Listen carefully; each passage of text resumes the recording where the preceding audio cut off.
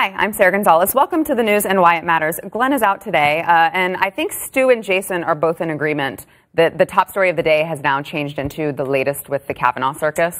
Yes, there's a Supreme Court justice that's been accused of a crime, and I don't know if anyone's been following this story, but we can get into that today. Oh, wow. Breaking news. Yeah, it's coming right now. Oh, good. I can't wait. Before we get into that, I want to thank our sponsor, Riduzone. I've said it a million times. I used to be fat. I think Glenn one time on the show referred to me as former fat chick, which very respectful. I'm not actually going to put on my resume or anything as my title, but I was, in fact, a former fat chick. And so I know the struggles of losing weight and keeping the weight off. Riduzone has really, really helped me with controlling my cravings and not going to Taco Bell all the time like Stu.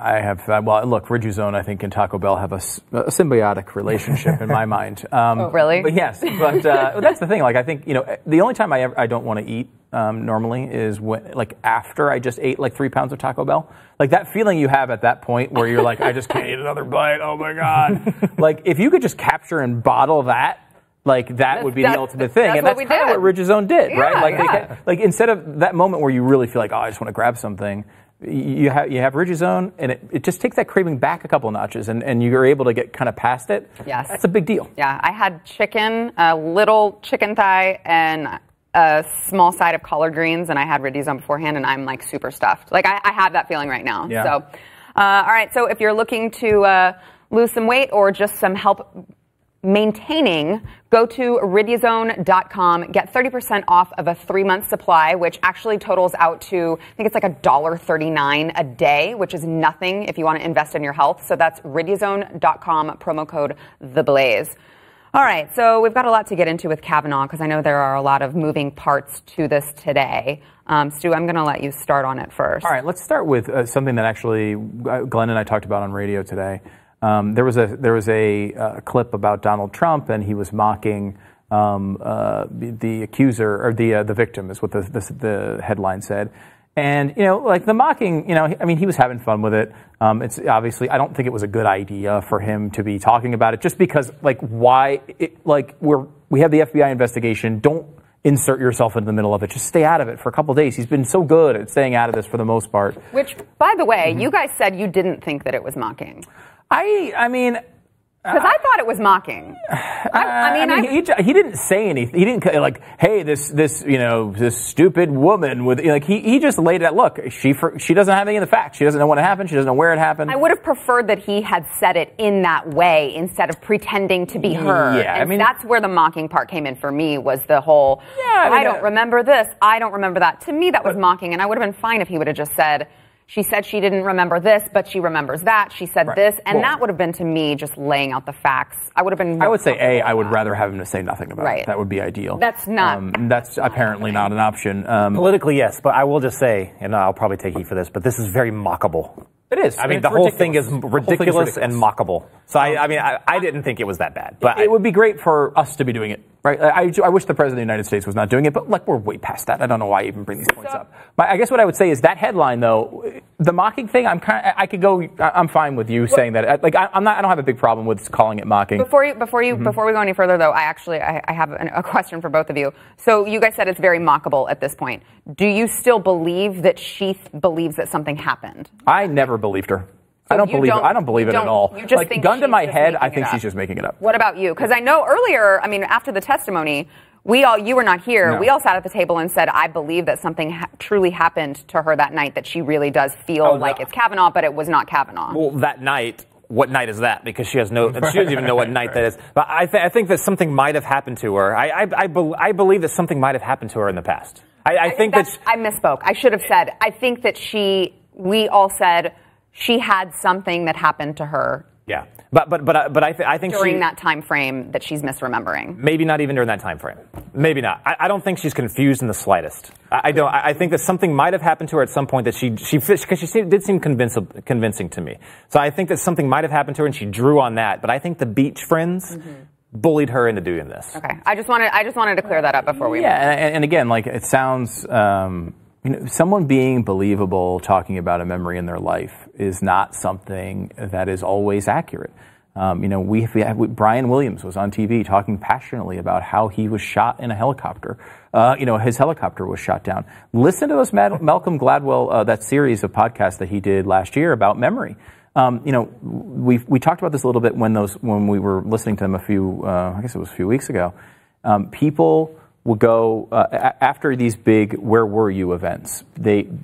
Scientists, love those things because they get to go study these moments. And of course, obviously, you hate tragedies like 9/11, right? But everyone remembers where they were on 9/11. Well, they go right after 9/11 and they go up to people and they say, "Hey, where were you on 9/11? Can you write it down for us?" So they write it down. They write a little one page about I was in the backyard and I heard someone scream. I came inside. I looked at the TV. I saw it. They wrote down detailed memories. 1 or 2 days after 9/11, when it's fresh in their mind. They go back to them 5 years later, and they say, "Hey, where were you on 9/11? Don't look at your paper," right? And 60% of the memories that they come up with are wrong. And the craziest part about it is when they look at the paper that they wrote, they say, "I don't know what I was thinking. That didn't happen. That's not right." They actually disagree with themselves. Memory can screw with you in big ways. We look at this, we think of this as like some digital reproduction of what we think of here as a digital reproduction of events. A lot of times it's not. There was a huge scandal in the 90s about repressed memory therapy. And doctors were going to people and saying, "Keep thinking about this." And they would push people into remembering events that didn't happen. And now that entire therapy has been completely debunked and is no longer scientific consensus, which we've always told is never changes. I didn't want to derail the conversation too much. But I understand, but I want to make sure, I don't want to be dismissive of someone who brings something like this up. It should always be which is why I wanted to. Yes, and I appreciate that. I'm glad you let me clarify. It's something that it should be taken seriously every single time, and you should look at it. But the burden here is always on the person who is making the accusation. Right. If you do not have a burden of proof to prove that you did not do something some point between 1982 and 1985 at some place within a 20-mile radius, it's impossible to prove this negative for him. If you're going to come up with something like the Keith Ellison situation, if something recent has happened, you can go with evidence to the police and you can sort that out, and there's a certain way of looking at that. When you're coming out of nowhere, 40 years later, with a high-profile massive political development on the line, when there's clear motivation for someone to derail this in a big way, with only delaying it a few weeks gets the job done, you have to come at that with skepticism. You have to. And I would do the same thing, by the way, with Keith Ellison. We talked about this the other day. Keith Ellison that accusation against him deserves to be treated with heavy skepticism because of the timing of it and the role that he has. And everybody deserves that. And I think that's kind of what I wanted to talk about today. In that, the Trump mocks victim at rally headline. Yeah. Mocks, I think you can disagree with, and I didn't think it was super heavy. I can understand where you're going on that. Yeah. The problem I have with that is victim. Victim, if she is a victim, Kavanaugh is guilty. In the headline, they are telling you that what they've already decided on this case, and she's a victim. You are not a victim to the rest of society unless something has been proven to be true. You are an accuser. And the burden is on you to try to figure out if you can get to that level of proof to convince people. And I keep hearing this argument over and over again about people saying, "Hey, look, this isn't a legal proceeding. It's not innocent until proven guilty." It's ridiculous. Well, you know what? You're right. It's not a legal proceeding, right? Okay, well, what about preponderance of evidence in a civil trial? Well, it's not a civil trial. It's not. This is just, I don't know, maybe you think, is there any chance that it was true? We have those standards legally for a reason. We do. And when they are not present, which is true, none of us are trying to judge. When you remove to come up with a standard that we think is acceptable in this situation, because there's no law that sets that up. I don't think it's at all irrational to say, you know what, even though it's not the legal standard, I'm going to accept that legal standard because I think it's a good place to go. Mm-hmm. You could even say pretty convincing, right? Maybe you have to decide what that standard is and get to a standard in which you think Brett Kavanaugh is there any possibility that he did this?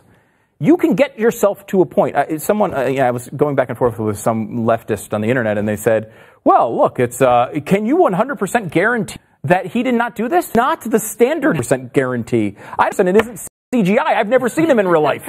I can't. Exact of the standard that we're supposed to have in the United States of America. And these are not legal standards. This is so stupid. I hate that. It's such a dumb argument. Yeah. It does standard too.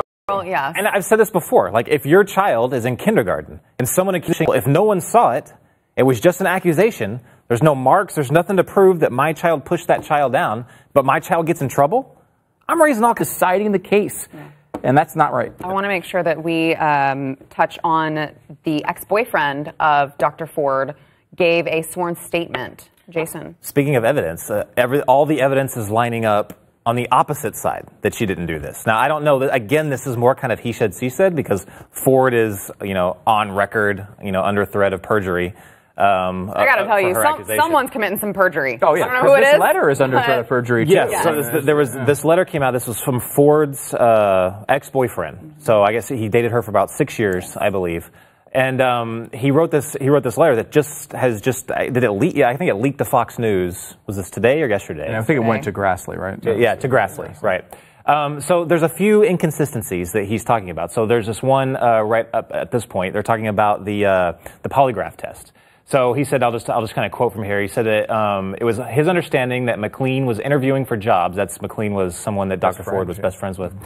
And was interviewing for jobs with the FBI and the U.S. Attorney's Office. And he said he witnessed Dr. Ford help McLean prepare for a potential polygraph exam. Dr. Ford explained in detail what to expect, how polygraphs worked, and helped McLean become familiar and less nervous about the exam. So this goes directly against what she testified that would mean about. She was told specifically, have you ever coached somebody about taking a polygraph test? She very emphatically, no. Yeah, and you remember the time when that was going on in the hearing, I remember all sorts of Republicans being like, why do they keep asking about this polygraph? Why do they keep, right? I did too. I was just like what, that's an odd question to ask. And they kept coming back to it and back to it. Yeah. They may have known that this was coming at that time. Now, kind of in retrospect, they wanted to get her on the record denying she had any conversations about polygraphs, possibly. I mean, that's just speculation, but it does seem like that because it was so strange, and they kept coming back. Who paid for it? They kept asking the same questions over and over again. It seemed like they were trying to drill down to show that she was not telling the truth. And more of that kind of odd line of questioning. They also questioned her a lot about where she lived, about the claustrophobia. Yeah. Also talked about the fear of flying. And again, this same witness in this same letter, he commented on that, and I'll just quote again. He said, while visiting Ford in Hawaii, we traveled around the Hawaiian Islands, including one time on a propeller plane. Dr. Ford never indicated a fear of flying. So to the best of my recollection, Dr. Ford never expressed a fear of closed quarters, tight spaces, or places with only one exit. So. Right, which is another thing she said that she was scared of. Right. So those three things, I think you're exactly right, Stu. It's those three things they very much, it's kind of the reason why, President Trump's lawyers don't want him in a, under oath talking directly to Mueller, because it's very difficult to get out of these things because they know exactly what they want to ask you. Yeah. They're very good in what they do, but you can tell they already had this statement. They already knew, so they cornered her on this. I tell you what, if this is true, and I don't know how you would prove either way on this, because again, it's two competing, statements. Again, I'm with you, but that's not their standard. No. Their standard is somebody writes a letter, you believe it, right? I mean, well, this is a mail. This is a mail. We don't need to believe the mail. Oh, we don't need to believe the mails. Yes, that's right. Just me. I know, just you, just believe. No, but I believe the woman who was named there, Martha McLean, has come out and denied that she had that conversation with the doctor about this. But again, that's all happened on the other side too. Kavanaugh she said, hey, my friend was there, my best friend was there, she'll remember. And then she's like, yeah, no, I don't remember that party at all. Tough, prove it. Yeah, exactly. You've been accused, prove it. I know, and there has to be some standard, right? And your standard should be higher when you're throwing something 40 years later at somebody who's going for the Supreme Court. You have to really, because there's obvious motivation.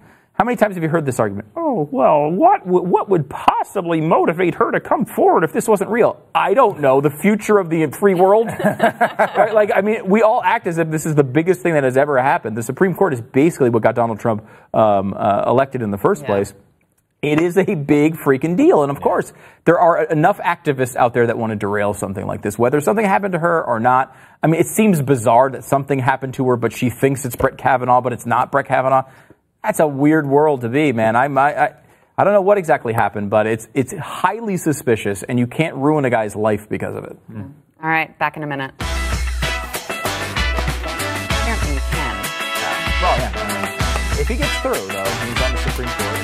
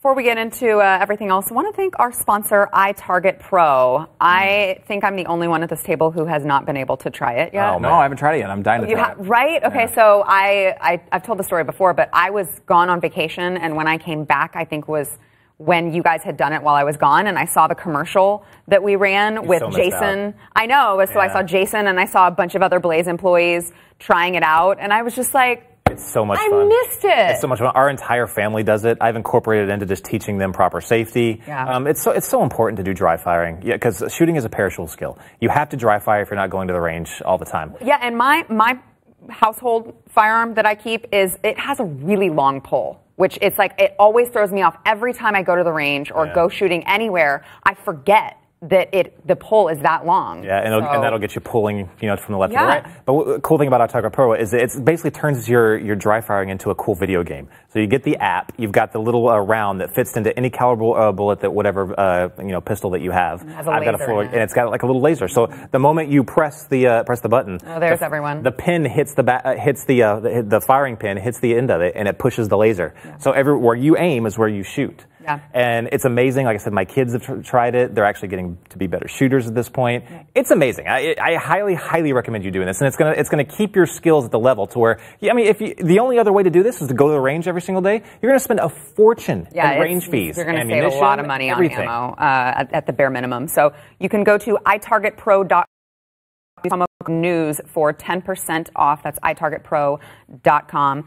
All right, so there was that whole big story, huge bombshell report about Trump's tax evasion. Huge. We're going to start with this. So it actually was interesting. It's a very long, like Rolling Stone-esque, expose on everything, and it's all about. I can't remember the name of the title. You're saying in a New York Times report. You're like, it's as thorough as the Rolling Stone. Yeah. Wait, is this the New York Times? Would they be the other way around? That's weird. I know, right?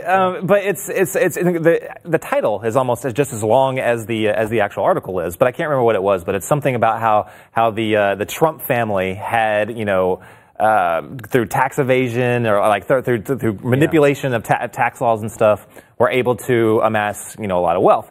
Well, they kind of call out Trump and his siblings directly on this. But actually, before I get to that, because you read it, right, Stu? Yeah. The beginning of it, where they talked about the history of, was it Fred Trump, his father? I thought was crazy interesting. Yeah, I mean, and that's the thing. I think the typical response from someone on the right is to say another hit piece from the New York Times. Yeah. It is important to note that this is incredibly detailed. They did a lot of work. If they would have spent 1/10 the effort in the entire Obama administration that they did on this piece, because it is, I mean, they uncovered hundreds of thousands of documents. They interviewed a ton of people who actually worked at companies who did business with the Trump empire through that time, people who worked for Trump at that time. It was incredibly detailed. It's not just nothing. But, it didn't give me anything I was surprised about. It was all about how a really wealthy family who wanted to, give their money and hand it down without paying 55% death tax, how they did that. And most of the time they did it pretty much okay. A lot of times they kind of pushed the boundaries of what was okay. A couple times they crossed the line and got caught. But, I mean, that was the gist of the story. So President Trump is a man that has admitted to being, let's just say, clever with tax laws. Uses the laws to his advantage. If someone says that they don't do that, they're lying. I feel everyone is going to try as much as they can to not pay. If you hire an accountant, you hope that they don't make you pay more than you're supposed to, right? You want to pay the least amount possible. But in saying that, none of this was a surprise. No. But so if you're not, and again, you're not even really opening. There's statute of limitations is passed on this, so there's nothing like legally they can do unless there's like some kind of civil suit on maybe. They talked about how some of the properties were shorted, so maybe the previous owners of these places could sue. Yeah. I mean, New York said they were going to look at it and investigate whether there is anything they can do. But that's the extent of it. Yeah, I mean, impeach him over this. Yeah, I know. I mean, a couple things that were interesting about it is, first of all, Fred Trump really hated taxes. Hated them. Really did a lot to avoid it. And welcome to the club. Exactly. Yeah, right? And so do I, right? But he really, I hate him, and I complain about it once a year. He lived his life to avoid these taxes. And, I understand that. That's what you do when you're wealthy. I also took out of it that Fred Trump was a pretty smart guy and really loved his kids. I mean, like he went to incredible extent to the point that they were paying Donald Trump a multi-$100,000 salary when he was 3 years old. Now, again, he claims to be a self-made billionaire, and this is really what the attack was about. Exactly. You know, it's about blowing up that narrative. He wasn't, but we all knew he wasn't a self-made billionaire. Look, I doubt he was doing $300,000 worth of work as a toddler. You know, I mean, like, I don't think that you can count that as self-made. Okay, so that was my biggest issue with this. So there's all kinds of other stuff. So like the Grassley letter with Ford's boyfriend, at that time, and I don't know what if they've touched it now, but at that point, both the Washington Post and the New York Times hadn't touched it. So the same day that all this actual, like, big news, real, like, journalism type stuff coming out that we expect you to be doing on this stuff, it's coming out through leaks. Yeah. So you could have been all over this, but instead, they were concentrating on just getting a gotcha. Yeah. Like, we all knew that he wasn't a self-made billionaire. Yeah. We all knew that he probably got more than just $1 million loan from his father. But they just wanted to say, we told you, ha! Yeah, that's all what this was about. The amount of effort that went into this report is insane. Insane. I mean, they spent, to do what? To convince people that Donald Trump wasn't a self-made billionaire? I don't even understand it. But the idea that they would release it this week is ridiculous. It's totally buried. I mean, even if you're a liberal and you wanted to attack Trump, I don't understand why you do it this week. But it was interesting to see how they did it. Can we have time for like one quick example here? Yeah. Okay, so I'll be Fred Trump. My son here, Donald Trump, and you can be the people who sell air conditioners. Okay, so Sarah sells air conditioners. So say, Sarah, I would like $100,000 worth of air conditioners. You send me a bill for $100,000 of air conditioners. Then what I do, instead of just paying the bill, right? My son here, Donald Trump, he starts his own company, and that company is a maintenance company. So instead, after I've negotiated this $100,000 of air conditioners, you send that bill not to me, Fred Trump, you send it to Donald Trump and Donald Trump's business. Now, Donald takes the $100,000. Spectacular business. It's amazing. It is amazing business. The best. It's got gold lining everywhere. So then Donald bills me, Fred, the dad, right, $200,000 for those same air conditioners. So I pay $200,000 back to my son, who pockets the extra $100K, and instead of paying gift tax at 55%, pays income tax at 30%. And they did this at a massive scale all over the city. They took apartment buildings that were worth $900 million and said they were worth $10 million. Yeah. They did all sorts of stuff and pushed it. That was the most damning part. That was really rough, yeah. It's creative. But yeah, it's creative. Probably was illegal at times. Yeah. Bottom line is, past the statute of limitations, it's not a huge surprise. I don't think we learned anything else. And it's like, can you guys go back and look at Barack Obama? You know what? When Cory Booker runs, can you do that much effort to take down Cory Booker? God, that would be fascinating if they actually use the resources like that. Well, he is Spartacus. We got to take a break. Oh, Sarah, how dare you? Sorry. How can you cut off a Spartacus conversation?